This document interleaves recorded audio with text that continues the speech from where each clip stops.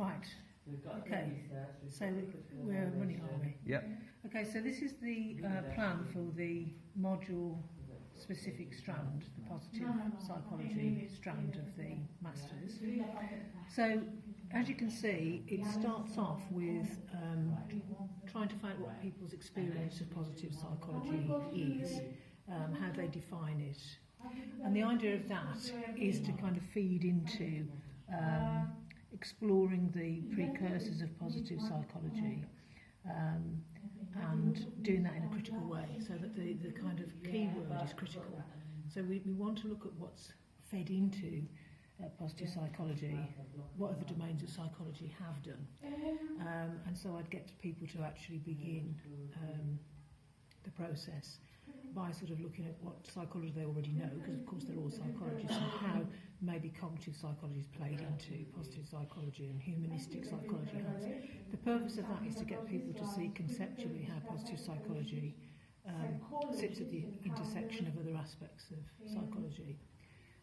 So what we do in this activity here, the students create a diagram where they look at what domains might feed into positive psychology, and the proximity to it obviously can kind of be used as a sense of how close or how far away the influence is on positive psychology. So I think cognitive psychology is very close.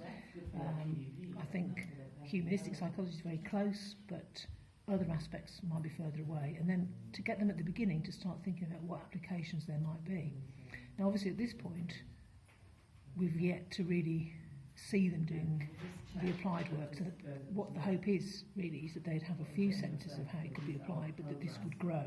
Perhaps we could repeat this at the end so we can see, the mind map, how it's changed as a result of doing this. Okay, because at this point they won't have had any opportunity to really see the applications. That's right. They're just proposing some ideas, but then as the module develops there will be an opportunity for them to see the application into different aspects. Right. And then to reflect back. And then do it again possibly, and we can see what, have a visual representation of what's been learned as well. Yeah. So then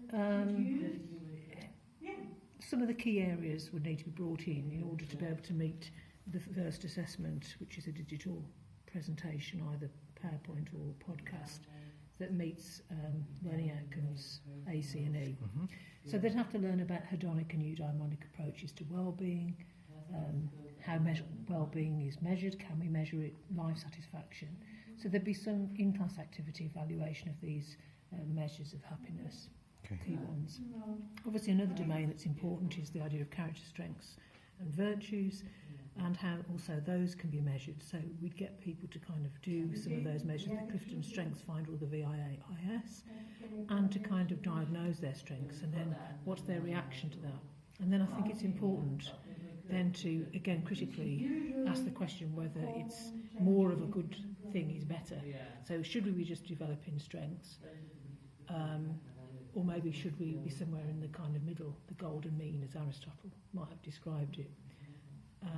And then, whether we should ignore weaknesses. Seligman suggests that, there's no point in devoting overly much time to addressing your weaknesses, but I think it rather depends what they are. So this is all part of the criticality of it. Mm-hmm.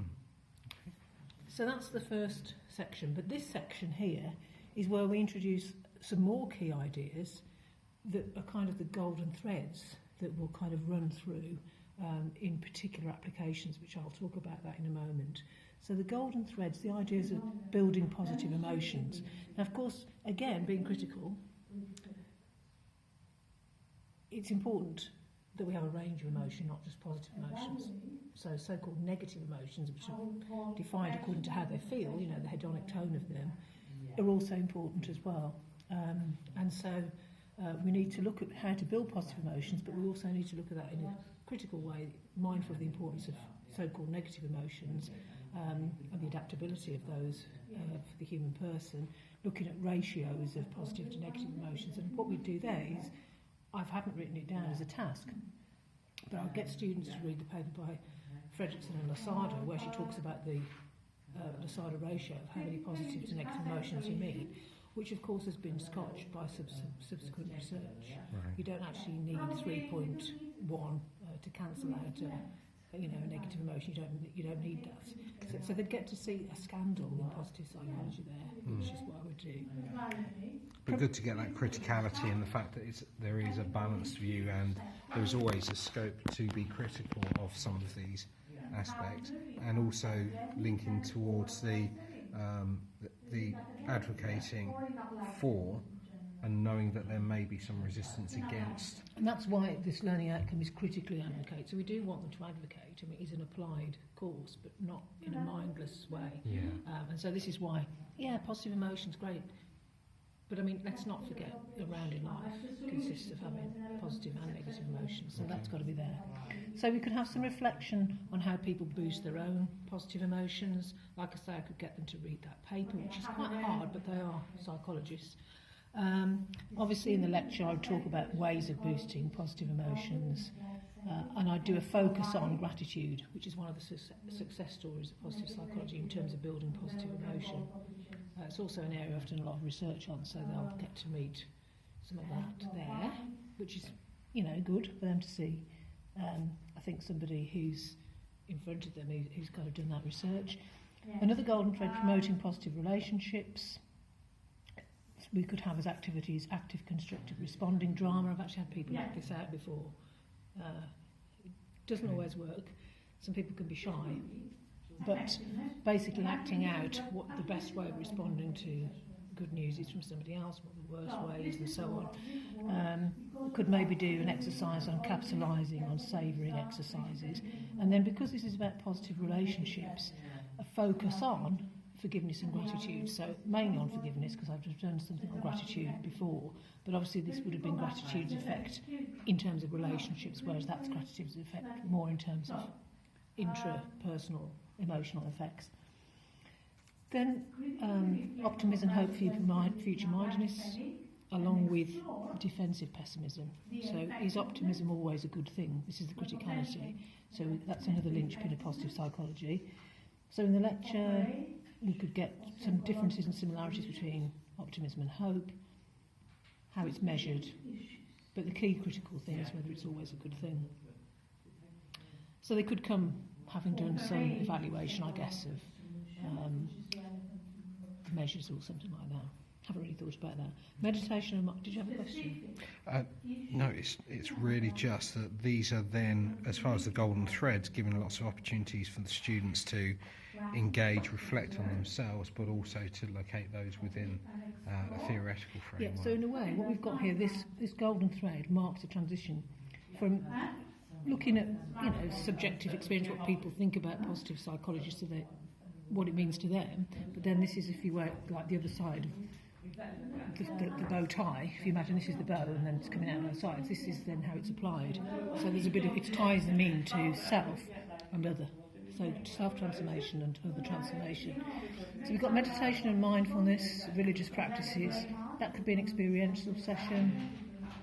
And we could have a case study where we focus on meditation in schools and meditation in prisons. This will show that whilst it has been quite successful in some schools, it hasn't worked in the prison context. So that, again, introduces the criticality. Then self-determination, theory and motivation. For the pre-session, they'd keep a motivational journal in the week before or 2 weeks before, which could involve sort of plotting a graph of ups and downs, not in an exact way, just, not to scale. And then I'd ask them to document reasons for why they've done things.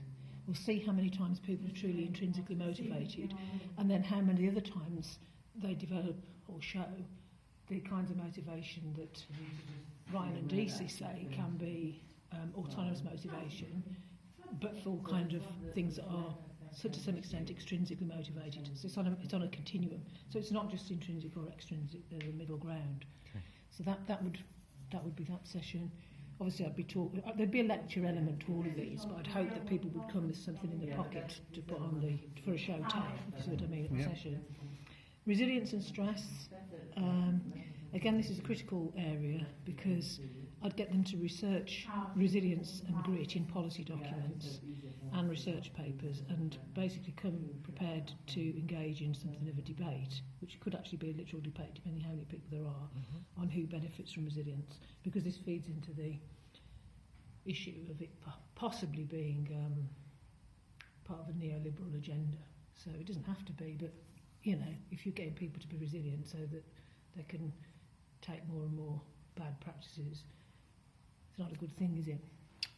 So then these golden threads here, these can flow into all of these things, can go into all of these actual applications. So now we're turning more specifically to applications. Each session of these topics begins with student input. So ideas for interventions that are based on the growing knowledge that they've already got here. So they would come and suggest how they think positive psychology could be useful in terms of, you know, physical health. What ideas they have for how it might be applied in the workplace, etc. So all of these sessions would begin that way. And then, for example, things like positive psychology at work, you could have an exercise where people reflect on their work environment, the good, the bad and the ugly. Can it be changed for the better? So, you know, what practices they've been exposed to and how they think they could be improved using positive psychology, which they will have already come with. Obviously, there'll be a lecture component to all of these, but I'll only give the answers, so to speak, after they've done the first bits. So I don't know quite how these would break down over the sessions. It may be that some weeks you could do 2 of these together, and some of them have a natural synergy. So, for example, positive psychology and addiction and recovery and clinical applications of positive psychology could go together. As you see, all these 3 are positive education, and this one is positive psychology and dementia. So this one is about ageing, positive ageing and dementia. What will you be like when you're older? Positive education, where does intelligence come from? And what were people's favourite educators? Draw pictures of their ideals, etc. Ideal and worst educator attributes to personalise it. This one for clinical applications, bring to class an intervention to help counter depression and anxiety. So this is kind of giving people pre-chance to do the case study, so they've already had a go in a way. Then this one about addiction, what might be some dangers and positives of applying positive psychology in the context of addiction and recovery. Obviously there are issues there, because especially in terms of control, and obviously certain theories of addiction where the idea of having control over it is deemed to be impossible, and therefore you're best to accept that you can't control it, and therefore perhaps some of these interventions would work. And then finally at the end, these are kind of come possibly after the intervention case study or towards the end. Tricky topics, post-traumatic growth, the idea that people grow through trauma, positive psychology and social perspective. So this one, tricky topic, so people can reflect on the ups and downs of their own life, drawing at the sort of graph again, across the whole of the life. I've done this before. And where does growth come? In some cases it may come after a difficult situation. So that's one activity they could come with. But obviously in a clinical or counselling setting, you can't impose that idea on people, so it's a tricky topic. And then this one, looking at the social perspective of positive psychology in terms of is this all about changing yourself inside so that society doesn't have to change? You know, by sleight of hand you can locate all the problems in people not being resilient enough, not being hopeful enough, not being... But actually some problems are really there in society, aren't they? So this is to locate it within a kind of sociological perspective. And then it's a kind of a summary of the whole module. Who benefits from positive psychology? Why they benefit? When do they benefit? You know, is there some time lag, or do they benefit straight away? And how do they benefit? That's it. Leading to support them in developing their own intervention plan. Yeah, so all of this would help them to do it. And obviously I could give them some scenarios that they haven't already rehearsed.